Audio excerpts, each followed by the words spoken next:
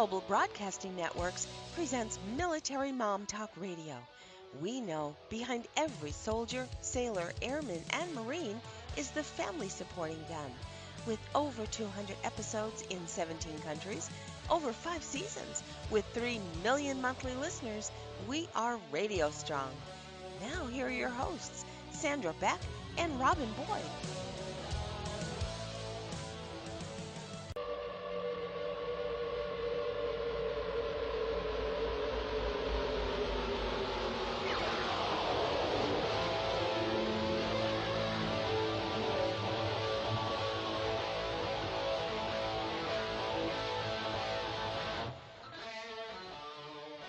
Global Broadcasting Networks presents Military Mom Talk Radio.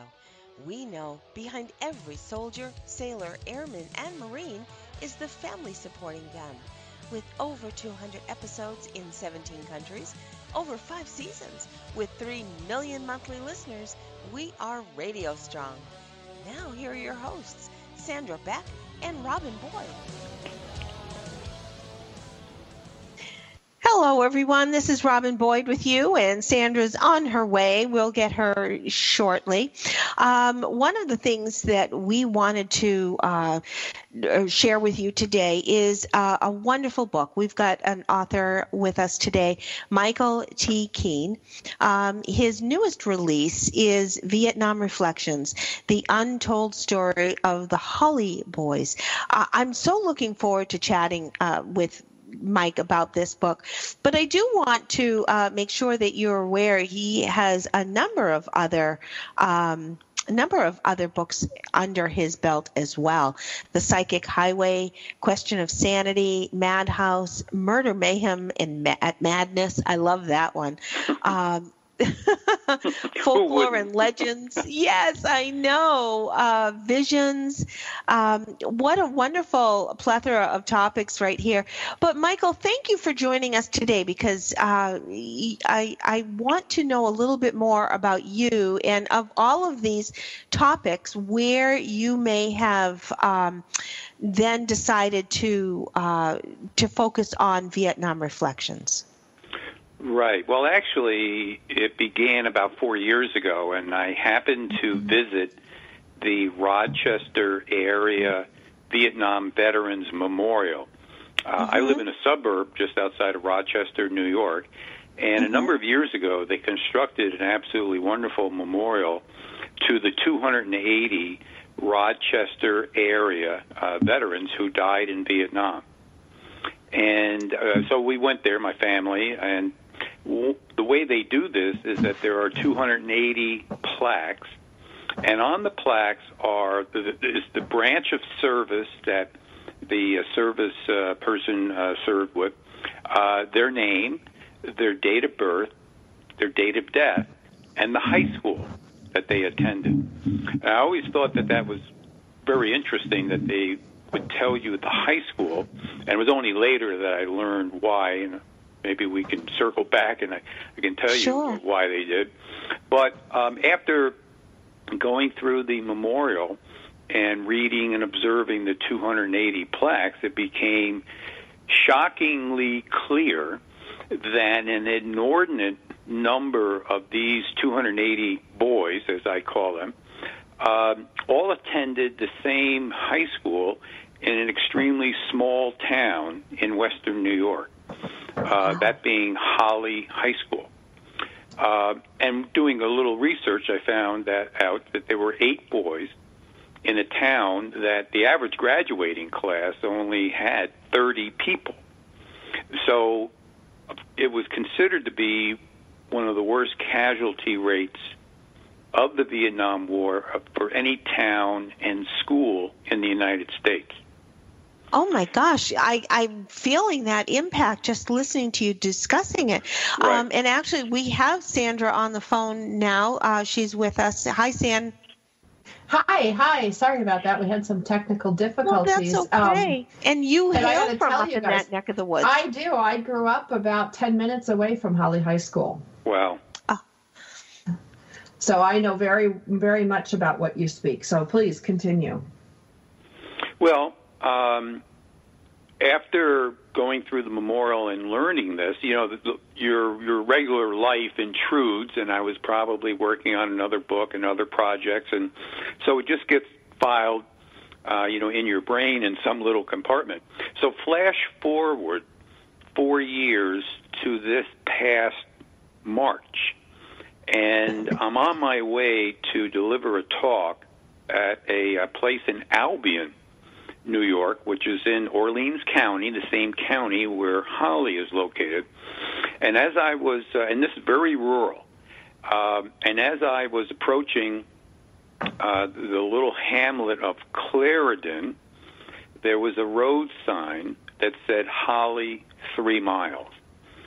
And I don't want to over-dramatize this, but this is exactly what happened. In an instant, the memories of visiting the memorial 4 years earlier came flooding into me.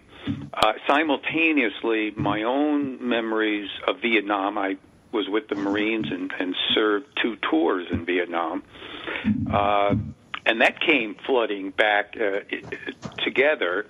And then thirdly, and maybe this is almost the spooky part of it, I knew instantly what I was going to do, that this story needed to be told, and that I would try and locate the surviving brothers and sisters and family members and friends of these 8 boys, and to find out about them and about their service in Vietnam. And so that's what I commenced to do.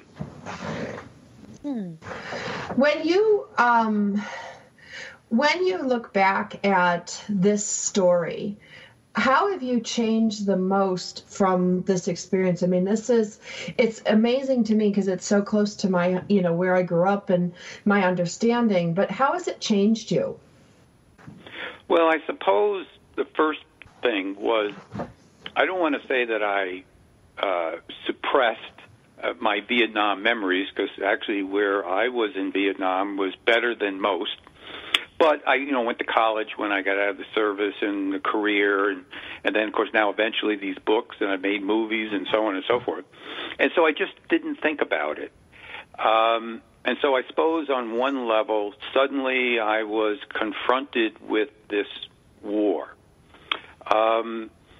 And also, I had written 6 previous books about, I suppose we would say, unusual but true stories that happened in New York State during the 19th century, primarily. That's where my book, Madhouse, for instance, about the history of insane asylums in New York and what that's about, and so on and so forth. But this one, even though these events happened 50 years earlier, I was dealing with flesh and blood individuals. And the other part was that I now felt that I had a deep responsibility to get this story exactly right. And so I probably, on one level, just really had to pay attention to detail. And also a whole thing about interviewing people and what I came to learn about that. So if you're interested, we can even go there. And also I became totally caught up in the story of the Holley boys, because even though that's not where I grew up, my childhood was exactly like theirs. Playing Little League Baseball, joining the Boy Scouts, going to sock hops, but also driving cars too fast and drinking beer and, getting into brawls. So, and so it was like reliving my own childhood, if you will. And so I found that to be quite interesting. When you look at your experience of this, do you think that you were chosen to write this story? Well, I now say, and this is probably almost a cliche, but I believe it's true. I'm not really choosing these stories anymore. When you're driving down a road, a back road in the middle of nowhere, minding your own business, and you see a sign that then dictates what you're going to do, in a way I have no control over it. It's a delicious obsession, I have to add. This is not a burden. And so I used to think deeply about subjects I was going to write about, and now they just come flooding at me. In fact, this was the second book that I had written this past year. The first one was about the Erie Canal, the history of the Erie Canal. And actually, as it turns out, Holley is an Erie Canal town. There's very interesting connection, relationship between the two. So, again, and this is not the first time this has happened, where I'm driving down a road, and again, minding my own business. And so I say what happens is these stories now choose me. And it's great. It sounds fascinating. Sorry, Rob, I was humming, when we were little, we all had to learn the Erie Canal song. And when you said that, I'm like, we've heard so much. Right. You're better at that than I am, let me tell you. I know, isn't it funny how brains have tangents and you just have to go with it sometimes? Right. Oh, my gosh. Mike, on the other side, we've got a break coming up, our first break. On the other side of the break, I'm fascinated when you said you sort of tried to reach out to all of the families of the Holley boys. Right.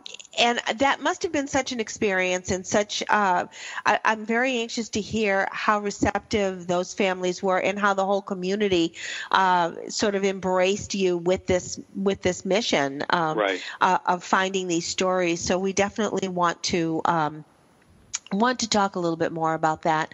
Again, we want to invite you to Google Michael's name. That's probably the first and best way to find Michael. It's Michael T. The letter T is in Tango.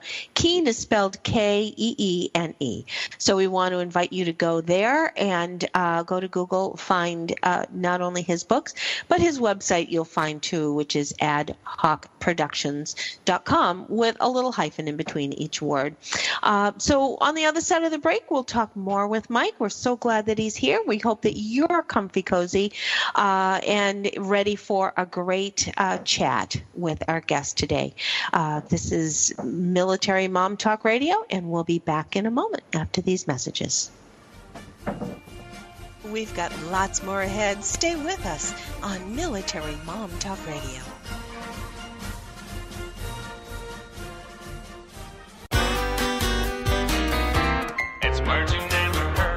Did Scotch tape originate in Scotland? Nope. The popular gift wrapping tape was actually developed right here in the United States. In 1926, the Minnesota Mining and Manufacturing Company, 3M, was being a bit rapacious, trying to save a little scratch or money, and started using a cheaper adhesive on their sticky tape. A Detroit automaker ordered some of this newer, cheaper tape to use for spray painting auto bodies. But the automaker complained because the tape was Scotch, a politically incorrect word that meant cheap or stingy. While the tape didn't have the adhesion to satisfy the automaker, it was hardly a Gifu jet. That's an unnecessary thing. It had many other uses, as we all know. So the tape was kept in production, and the name Scotch just stuck. It's marching neighborhood. I'm Carolyn Davidson, and you can have fun challenging your words you never heard vocabulary with my free app, Too Funny for Words. It's the Fitness Minute with fitness expert Annette Hammond. Did you know that the average teenager drinks twice as much soda as milk? Since 1983, sugar consumption in the U.S. is up 28%. Why is that? There are several reasons, but one of the most common is soft drinks. 20-ounce beverages have become the norm, and it's not surprising to find that 43% of our sugar comes from drinks. Sugar is blamed for poor nutritional diets.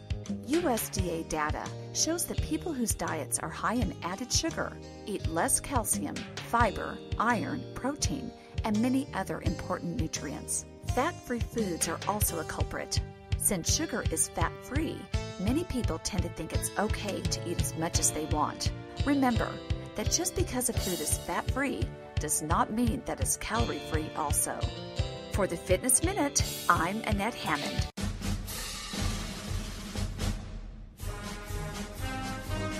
We're back with more great conversation on Military Mom Talk Radio.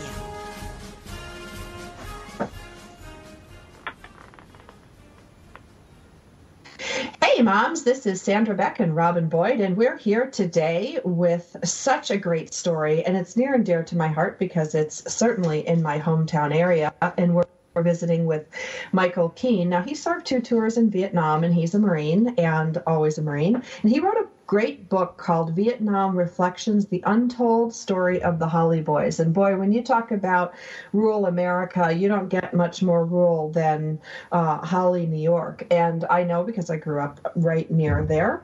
And we're talking today about his story. And one of the things that he mentioned before we went to commercial break was the in the discovery period of writing this book, you talked about interviewing the family members, the surviving family members. Michael, I'd love to know how that went. Did you just pick up the phone and say, "Hi, I'm writing this book," or, and how did you even find them? Right, that is the question, isn't it? How do you find them? I mean, people don't walk around with little signs, over their head, saying, "I'm related to one of the 8 Holley boys."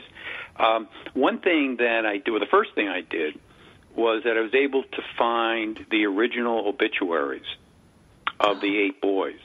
And in the obituaries, they gave, of course, the information about the boy himself when he was born and so on, what branch and what happened and so on. But they also gave the names and ages of their parents and their brothers and sisters. Well, now it's 50 years later, and I'm assuming that the parents have since died. But I have now a list of brothers and sisters and their ages back then. So I now know approximately how old they are now. So thinking, and I didn't know whether this was true or not, but most people, or quite a few people who have a background from a small town, tend to always maintain some sort of connection to that town. So I managed to Google around and found 10 people who were approximately the same age that the Holley boys, brothers, and primarily brothers, as you know, women get married and carry their husband's name. But so I initially tried to go after the brothers, and I composed a letter that I sent out to these 10 people who still had a connection to Holley, and explaining who I was. That I was a Vietnam veteran, former Marine, was a writer, had a number of books published, and I wanted to find out more about their brother. And I told them that I wanted to write a very respectful accounting of their life and their death. And so I mailed out the 10 letters. And also, I managed to go to a couple of Vietnam websites where people left notes. In the case of the virtual Vietnam Wall, and there were people who left messages indicating that they were a relative of that particular boy and had an email address. Well, a lot of these messages were left 30, 40, even 50 years ago. So I contacted or sent out an email. Most of them bounced back at me. They no longer existed, and mailed out the 10 letters. About, I would say, the beginning of the 3rd day, my phone rang, and it was the sister of one of the boys from Holley who had died. And that's how it all began. Between the sister, who knew someone else, and going on to Facebook, contacting the Holley historian, who did have some names and phone numbers of relatives, but acknowledging that these were numbers that she had had for 40 years. I began to hunt them down, so to speak, one by one. And by the time I was done 6 months later, I contacted 35. They were mostly brothers and sisters, but also neighbors, school chums, military, and such. So I conducted over 60 interviews with these 35 people. As to their response to me, that was one of the things I was really apprehensive about, because here I am. They don't know me, and I'm about to engage in a conversation that had to have been extremely difficult for them, of this tragedy, which is what I call it, that happened 50 years earlier. And not only did they agree to talk to me, but I sensed that they needed to talk to me. And so the conversations that I had were incredible. It was almost as if, in fact, I had more than one say, it's about time. It's about time that somebody contacted us to find out what we know. You might even get into this later, but you know, when you talk about the issue of post-traumatic stress disorder, which of course many books have been written about from the standpoint of the individual soldier, Marine, who has returned from Vietnam or Afghanistan or Iraq or any war. In this particular case, I believe I discovered nearly an entire town that was suffering from this.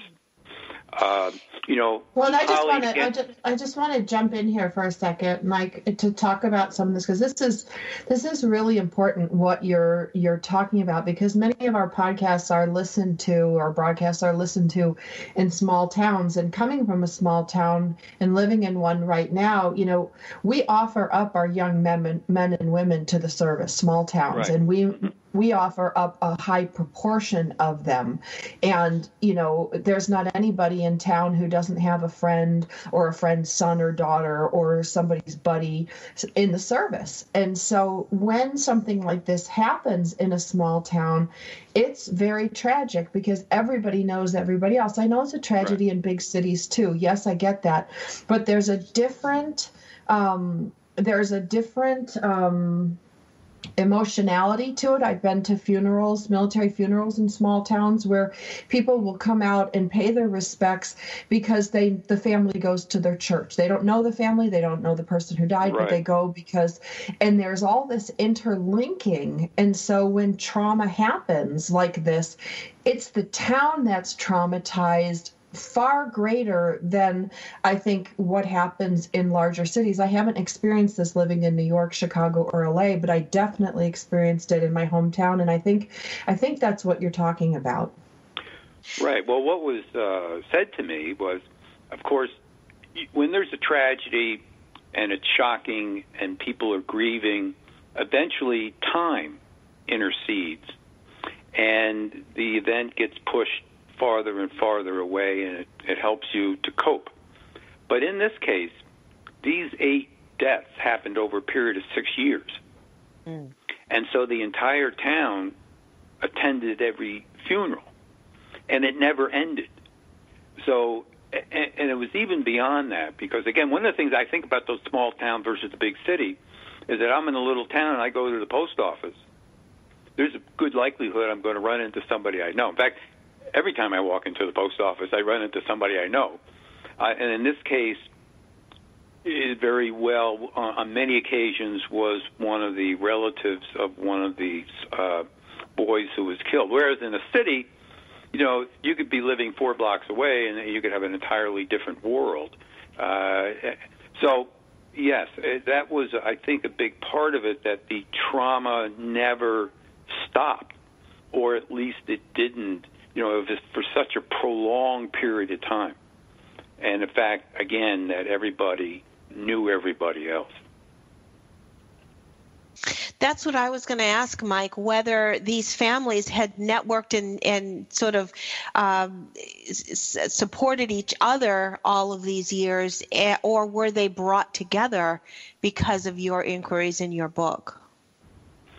Well, the reaction of Holley to my book has been off the charts amazing.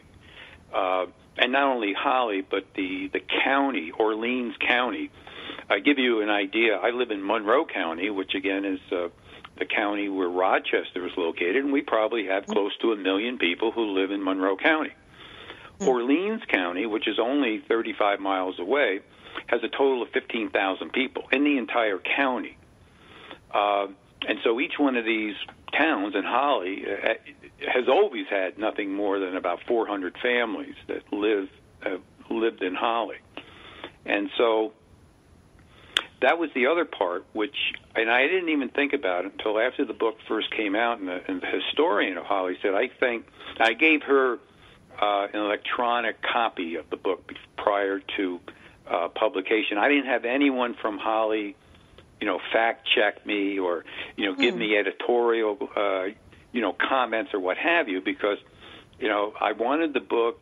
I thought I had discovered the essence of the story, and I didn't really want to be waylaid, if you will, by other people. But the response, I'm going to give you an idea. This tickles me. I'm going to do a book signing. Listen to this. I'm going to do a book signing. Yeah, we've got 2 minutes before the break. So okay. I'm going to do a book signing at the American Legion in Holley on the 14th of this month. And so I got an email from the historian that, well, I want you to know we're all set up. We're having cookies and coffee, and we put out the posters, and they're all over town. And we also submitted a notice with every person who's going to receive their gas and electric bill about the book signing. And I'm thinking to myself, what an innovative way for this little town to let everybody know that Michael Keene is going to be at the American Legion Hall by putting a little notice in their electric and heating bill. I love it. I love it. Oh, Mike, that's fabulous. I have to ask on the other side of the break, I want to talk about the process. Once you pulled all of these stories together, you got a chance to get everybody's perspectives, their thoughts, their histories.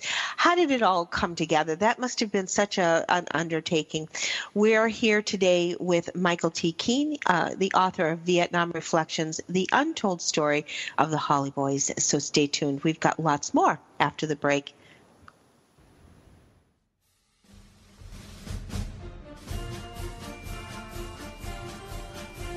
We've got lots more ahead. Stay with us on Military Mom Talk Radio.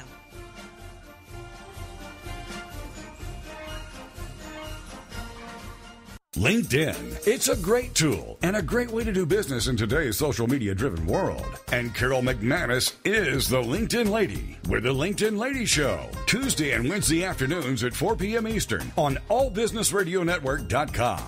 The LinkedIn Lady Show is designed to inform, inspire, and educate businesses. Every social media site has a specific demographic, personality, and purpose. And the LinkedIn Lady will interview a variety of guests, such as business owners who can showcase their business and talk about how they use social media, such as Facebook, Twitter, YouTube, Google+, Pinterest, and of course, LinkedIn. For more on Carol and the show, check out her website, LinkedInLady.com.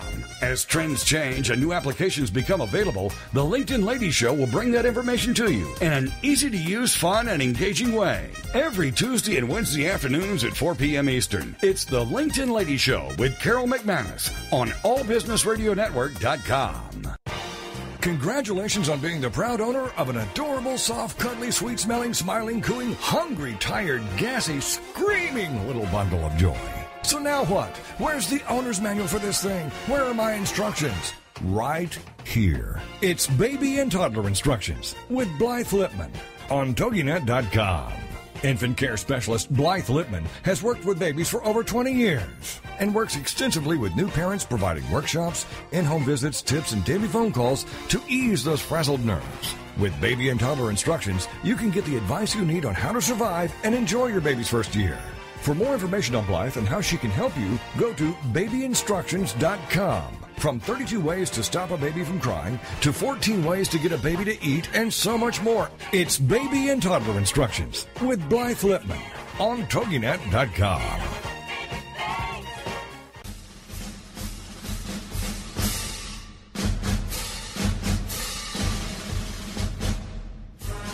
We're back with more great conversation on Military Mom Talk Radio. Hi, mamas. This is Sandra Beck, and I'm here with Robin Boyd, and we are discussing this groundbreaking new book, Vietnam Reflections, The Untold Story of the Holley Boys. We're visiting today with the author, Michael T. Keene, and he is a Marine. He served 2 tours in Vietnam, and he has an interesting background that he was sharing with us during the break that relates to the grief counseling that went along with delivering this book into the small town of Holley, New York.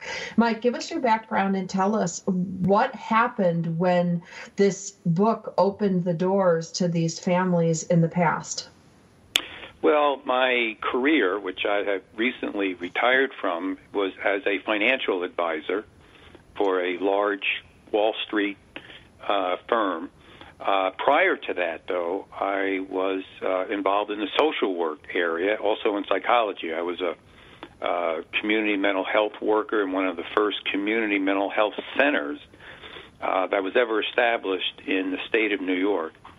And also, my social work career took me as far afield as rural southern Georgia. Now, there's rural. We talk about Holley as being rural, but so I've had a fairly extensive background in interviewing people in terms of trying to get to know them. My career as a mental health worker sometimes would involve me being sent into the middle of an emergency room in the middle of the night with police and doctors and nurses and family members and ambulance people all milling around, and then the poor unfortunate soul sitting on a bench who was obviously distressed. And inside of an hour, I needed to find out everything I could about that person and also what brought them into that emergency room that night. Not the day before, not the week before, but that night, and also to figure out as much as I could about the family dynamics, and then be able to consult with a psychiatrist and get that all done. So anyway, as I was interviewing the Holley boys' relatives, and which I did between emails and phone calls and so on, one of the things I learned was as I would ask a particular question, and when you ask questions, like I guess maybe the questions I'm being asked now, there's an agenda, there's certain information that the interviewer wants to learn about, but the most important part about the interviewing process with the Holley people was that sometimes they would get off the reservation, so to speak, and begin what I thought initially was talking about something totally unrelated to my question, and then learning I needed to let them go. They needed to tell the story their way. And inevitably, they would circle back and just give me the most powerful stuff. I won't go into it now, but it's one of the chapters in the book, an event that happened at one of the funerals. And I only came to learn about it because I finally figured out that their way of telling this story was better than mine. And in fact, that's the way the book is set up, as a series of interviews, of course, and the responses and the remembrances by these various family members. It must have been a difficult task to take all of these notes. Did you use recordings as well, or did you just how did you begin to culminate all of these stories without making a book that was 2,000 pages long?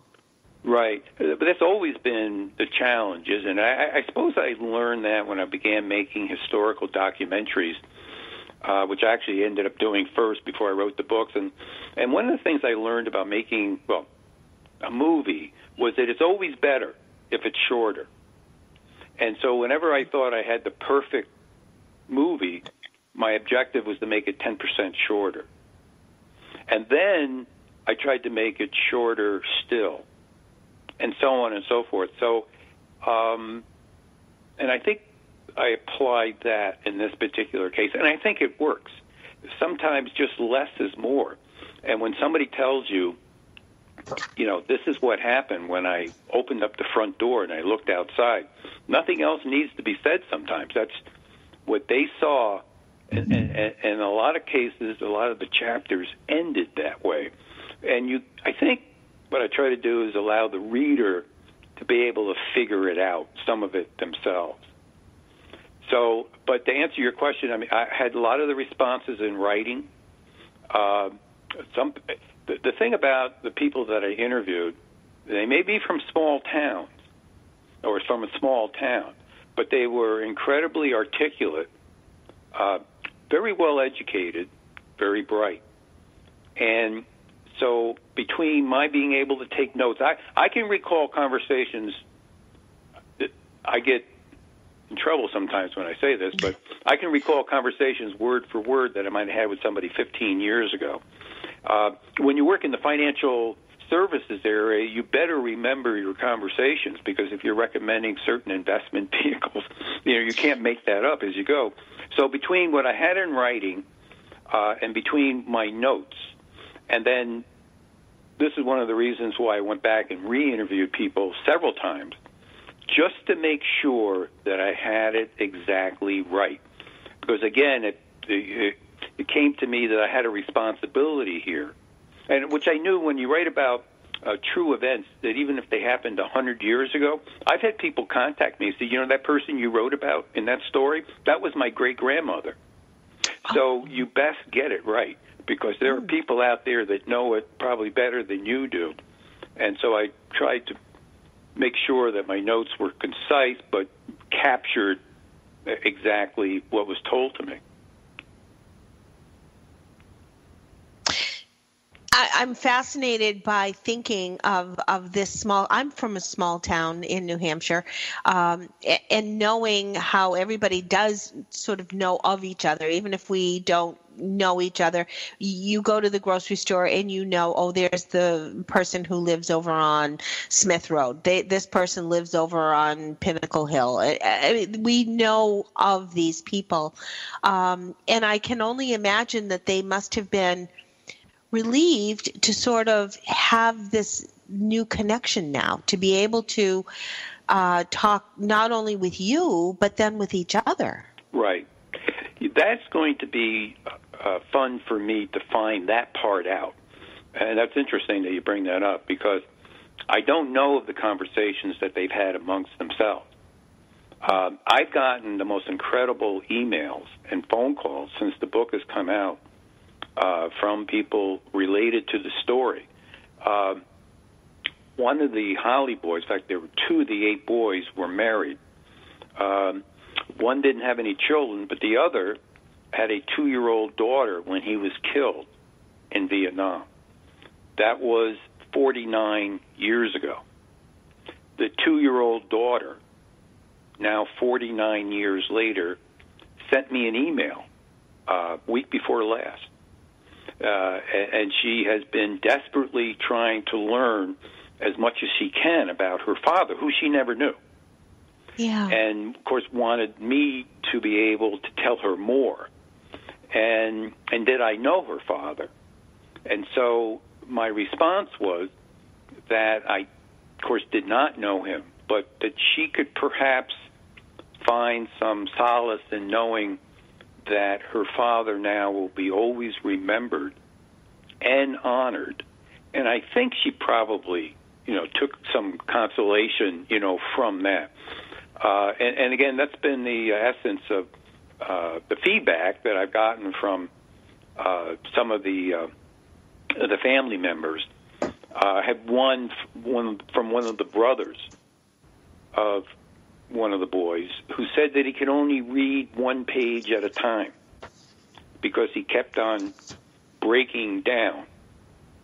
And it was the first time that he had cried ever about the death of his older brother, who he hardly knew, because I think he might have been around 8 or 9, and his older brother was 20 when he went off and was killed in Vietnam. So that's some powerful stuff, real stuff coming from these people. So that's been a fascinating aspect of this whole process. What a phenomenal perk. I hate to say it that way, but everybody has a different reason for writing a book, but to know how much this book now has evolved and created something so positive in this community and with these families is great. It is incredible. We have another break coming up, Mike, in a couple of minutes. You said you have a book signing coming up in Holley? Right. And what's the date on that? It's January 14th, which is on a Saturday. I guess it must be a week from this coming Saturday. And it's from 2 to 4 o'clock at the American Legion Hall in downtown Holley, New York. That's wonderful. That's wonderful. I'm excited to follow this story even further in months to come, because I can only imagine how this is going to make such a difference in this community. And with your permission, on the other side of the break, I would love to. I have the young men. The list of the young men that you are talking about, the Holley boys here. So I'd love to honor them and acknowledge them on the other side of the break. And you said that your website is the best place to purchase this book? Right. It's, of course, you can purchase it through Amazon. Okay. My website is the way for somebody in other parts of the country, probably the best way. My books are sold in a host of bookstores, primarily in New York, probably 35 or 40 different bookstores. But if you're out in the rest of the world, you're not going to be able to do that. So either Amazon or my website. My website has a little bit of added benefit, I suppose, that you would receive a signed copy. Amazon doesn't do that. You don't pay quite as much when you go through Amazon, but it's only money. That's right, and it's all for good purpose here. That's right. We've got this break coming up, Mike, and I want to make sure if you do want to go to that website, it's ad-hawk-productions.com. Correct. We'll be back in a moment after the break. We'd love to hear from you. Check us out at militarymomtalkradio.com or find us on Twitter and Facebook. Our shows are available on iTunes anytime from 0000 hours to 23:59. For now, stay right where you are. There's more Military Mom Talk Radio after these messages.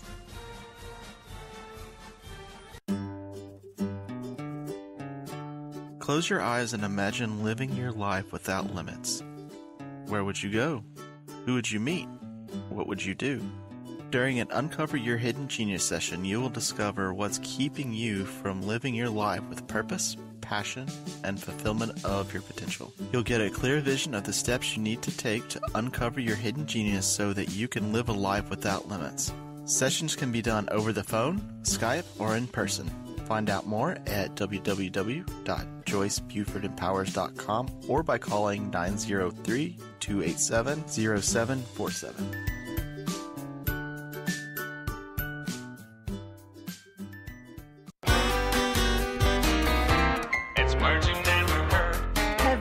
Butt dialed someone accidentally? According to a report, for every 100 calls made to 911 this year, about 40 were dialed unintentionally. Recently, a mother in Canada called police after receiving a nightmarish cell phone call from her daughter, filled with blood-chilling screams and a man shouting murderous threats. Police discovered that the girl was at a movie theater in Victoria. Anticipating the worst, the cops were preparing to descend on the cinema when a dispatcher tried calling the girl's cell phone one last time.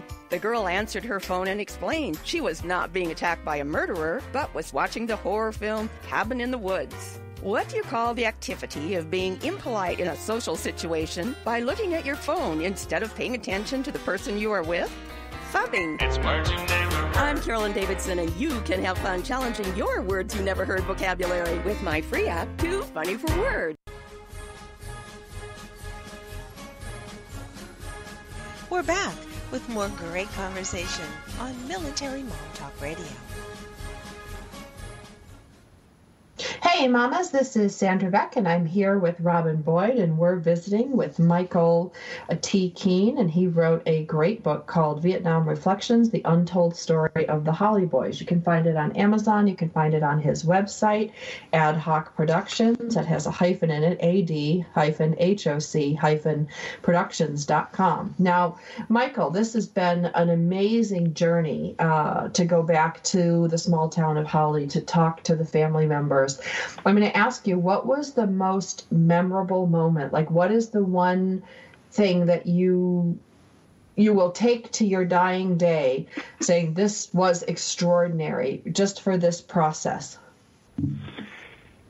Well, actually, when I was drawing up the outline for the book in terms of how I was going to tell this story, I realized that I needed to give some context to it as far as the Vietnam War is concerned. So about a third of the chapters are comprised of key turning points into what led us into the war in Vietnam, and then the key turning points as far as what led us to begin to withdraw from Vietnam. So there's a third of the book, which is about Vietnam and how we got in and how and why we got out. Another third, of course, is the Holley boys themselves. They're growing up and their childhood and high school years and, of course, into the service. The other part to the book, which I hadn't realized because when I first drew up the outline, it didn't appear, which is what I learned about Holley itself. And that becomes the third character in the book. I decided that I needed to go back a couple of generations from the boys. I needed to learn about their parents. I needed to learn about their grandparents. You know, if you think living in a small rural town is something, fine. But the people, the original settlers who came there, actually some of which were related to the Holley boys, but I wanted to find out about their extended families to a certain extent. So I learned an awful lot about Holley itself. And that is probably the second biggest revelation that I had, which is it now became a story about, as I have it in the back of the book, this remarkable small town that most people probably never heard of. Because Holley is a remarkable small town. But, I mean, 8 boys from Holley died. Why Holley?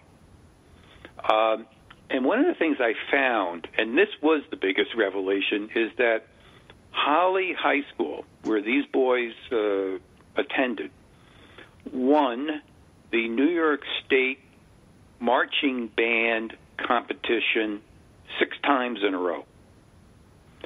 And when I began to learn about a marching band, what an incredible ensemble that is.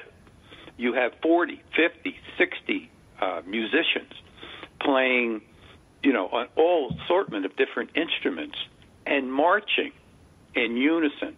And to win that championship 6 years in a row, it's when I learned about that, I said, what accounts for that? And then I learned about this remarkable person by the name of Ray Shaheen, who has his own separate chapter, appendix in the book, which is he not only was the band director, the marching band director, but he also composed all the music. And when he left Holley High School eventually, he went to another high school and won 3 more state marching band competitions. And the Holley marching band was held in such high regard as they were the lead band at the Macy's Thanksgiving Day Parade in 1962.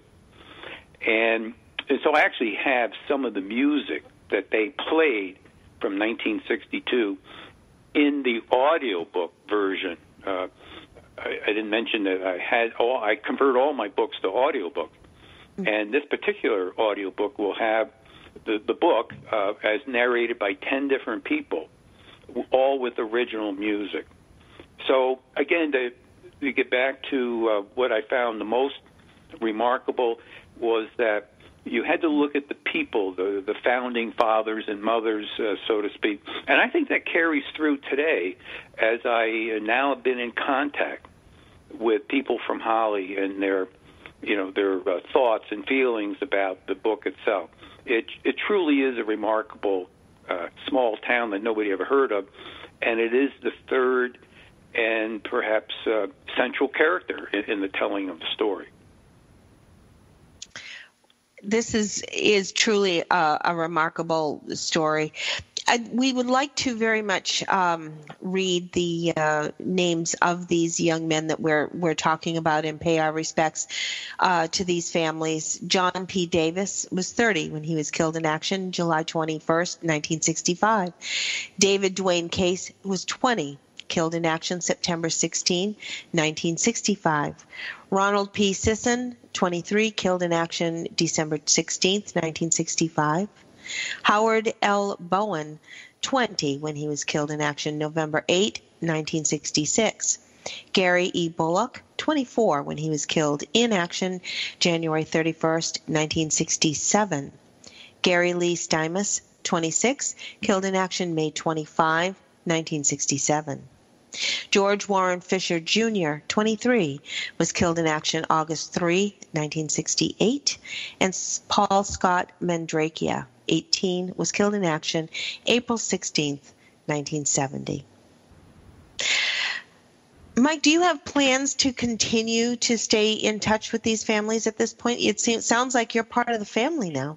Well, I think that's it. I'm hooked. I'm in. I'm in for duration.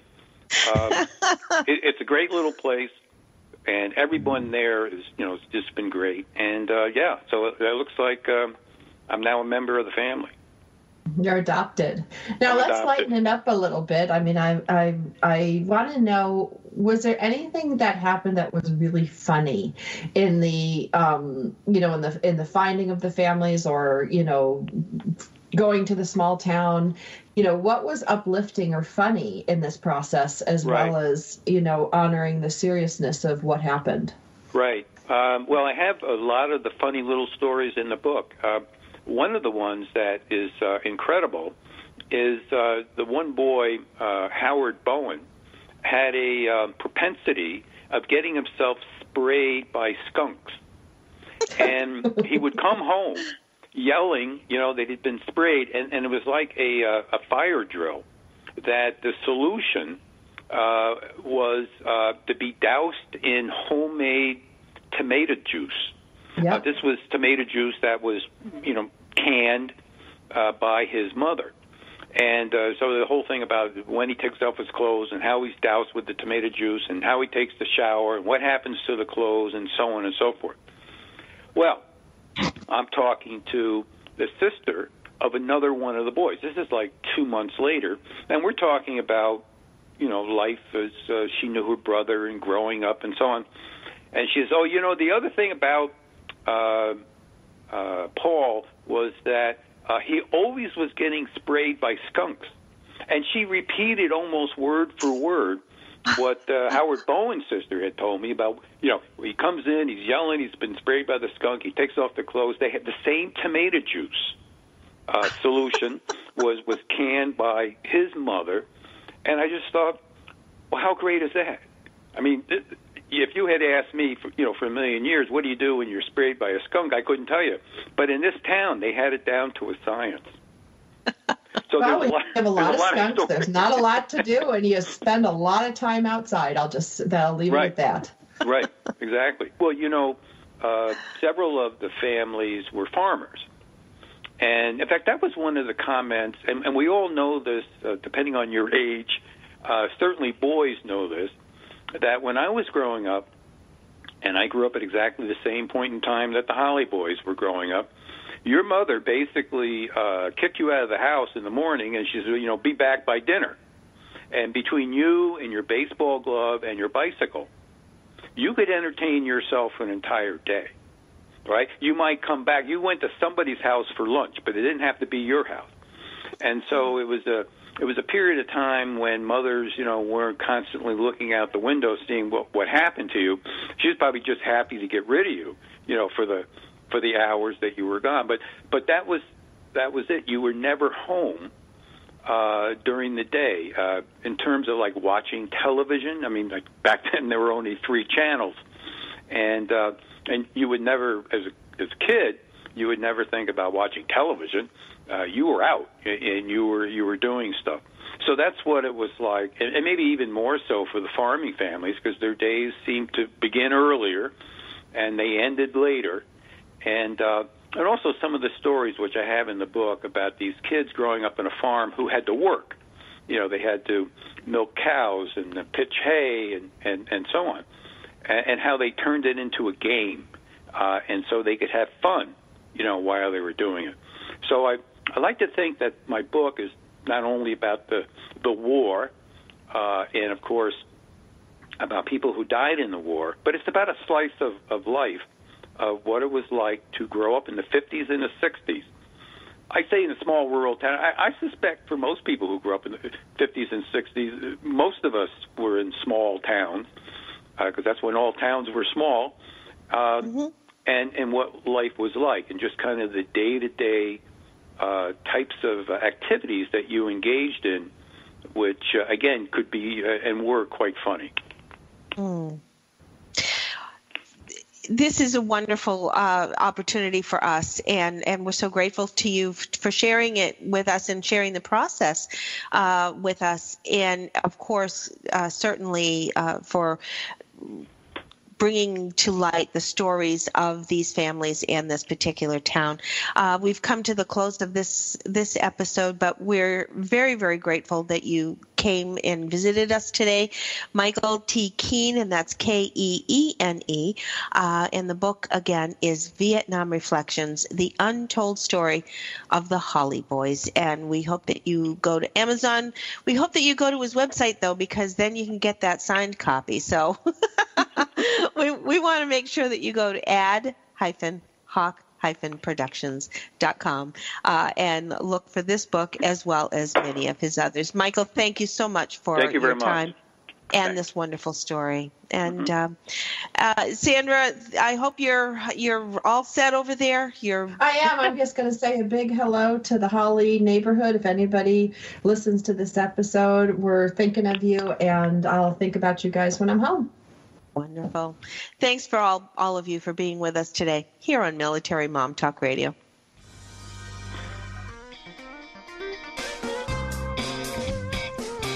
Thanks for tuning in to Military Mom Talk Radio. Want more information? Check us out at militarymomtalkradio.com or find us on iTunes for more than 200 free episodes. Drop us an email or find us on Facebook. We are looking forward to another great discussion. We hope you'll join us on Military